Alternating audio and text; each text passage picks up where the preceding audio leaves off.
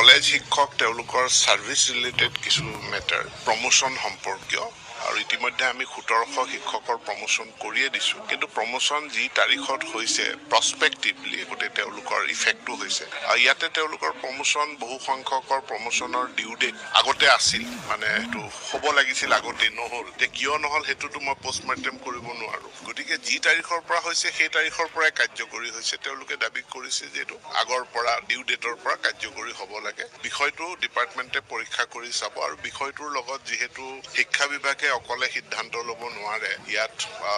judicial department finance department personnel department আমি তেওঁলোকৰো মতামত লৈ পৰৱৰ্তী সময়ত তেওঁলোকক জনাম বাকি প্ৰমোশনৰ কাৰণে যিখন ওএম আছে ওএম খন তাত কোনো বেছি ইমান ডিসপিউট নাই কিছু সংশোধনী আছে আজি বহুতখিনি কথা আলোচনা হৈছে গতিকে সংশোধিত ওএম খন খুব সোনকালে প্ৰকাশ পাব নাই মই তেনেকুৱা কথা তেওঁলোকে মোক কোৱা নাই আৰু মোৰ ফালৰ পৰা মই আহ্বান জনাইছো কাৰণ মুখ্য সচিবৰ পৰা মুখ্য মন্ত্ৰীৰ পৰা আৰম্ভ কৰি একেবাৰে তৃণমূল পৰ্যায়ৰ বিষয়ালৈকে সকলো গুণোৎসৱত জড়িত হয় গতিকে কলেজ শিক্ষকসকলকো মই আবেদন জনাইছো গুণোৎসৱত সকলো সহায় সহযোগিতা কৰিবৰ কাৰণে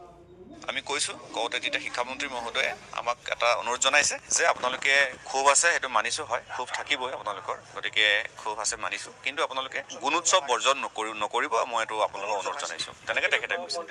আমি আলোচনা কৰিছো আলোচনা কৰি ভাল লাগিছে ফলপ্ৰসূ হৈছে কিন্তু কিছু আধৰুৱা হৈ আছে কিন্তু ডিউ ডেটৰ কথাটো আমি এতিয়াও আমি নিশ্চিত হোৱা নাই আমি গুণোৎসৱত অংশগ্ৰহণ কৰা নকৰা সেই সিদ্ধান্ত আমি আমাৰ পূৰ্বৰ দৰে বাহাল আছে আমি যেটো বৰ্জন কৰিছো হেতু বাহাল আছে আমি কাইলৈ আমাৰ এখন বৰ্ধিত যৌথ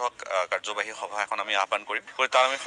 কলেজ শিক্ষক তেওঁলোকৰ সাৰ্ভিস ৰিলেটেড কিছু মেটাৰ প্ৰমোশন সম্পৰ্কীয় আৰু ইতিমধ্যে আমি 1700 শিক্ষকৰ প্ৰমোশন কৰিয়ে দিছো কিন্তু প্ৰমোশন যি তাৰিখত হৈছে প্ৰসপেক্টিভলি গতে তেওঁলোকৰ ইফেক্টটো হৈছে আৰু ইয়াতে তেওঁলোকৰ প্ৰমোশন বহু সংখ্যকৰ প্ৰমোশনৰ ডিউ ডেট আগতে আছিল মানে এটো হ'ব লাগিছিল আগতে নহল তে কিয় নহল হেতুটো মই পোষ্টমৰ্টেম কৰিব নোৱাৰো গতিকে যি তাৰিখৰ পৰা হৈছে সেই তাৰিখৰ পৰাই কাৰ্যকৰী হৈছে তেওঁলোকে দাবী কৰিছে যে এটো আগৰ পৰা ডিউ ডেটৰ পৰা কাৰ্যকৰী হ'ব লাগে বিষয়টো ডিপাৰ্টমেন্টে পৰীক্ষা কৰি চাব আৰু বিষয়টোৰ লগত যেহেতু শিক্ষা বিভাগে অকলে সিদ্ধান্ত ল'ব নোৱাৰে ইয়াত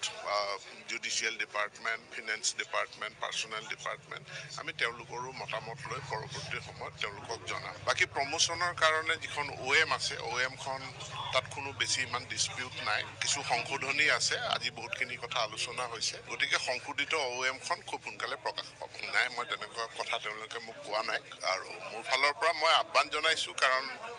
মুখ্য সচিবৰ পৰা মুখ্য মন্ত্ৰীৰ পৰা আৰম্ভ কৰি একেবাৰে তৃণমূল পৰ্যায়ৰ বিষয়ালৈকে সকলো গুণোৎসৱত জড়িত হয় গতিকে কলেজ শিক্ষকসকলকো মই আবেদন জনাইছো গুণোৎসৱত সকলো সহায় সহযোগিতা কৰিবৰ কাৰণে আমি কৈছো কওঁতে তেতিয়া শিক্ষামন্ত্ৰী মহোদয়ে আমাক এটা অনুৰোধ জনাইছে যে আপোনালোকে খুব আছে হেতু মানিছো হয় খুব থাকিবই আপোনালোকৰ গতিকে খুব আছে মানিছো কিন্তু আপোনালোকে গুণোৎসৱ বৰ্জন নকৰিব মই এটো আপোনালোকক অনুৰোধ জনাইছো তেনেকৈ তেখেতে কৈছে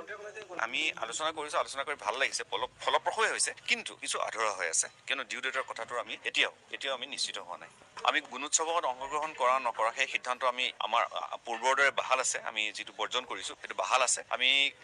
কাইলৈ আমাৰ এখন বৰ্ধিত যৌথ কাৰ্যবাহী সভা এখন আমি আহ্বান কৰিম তাৰ আমি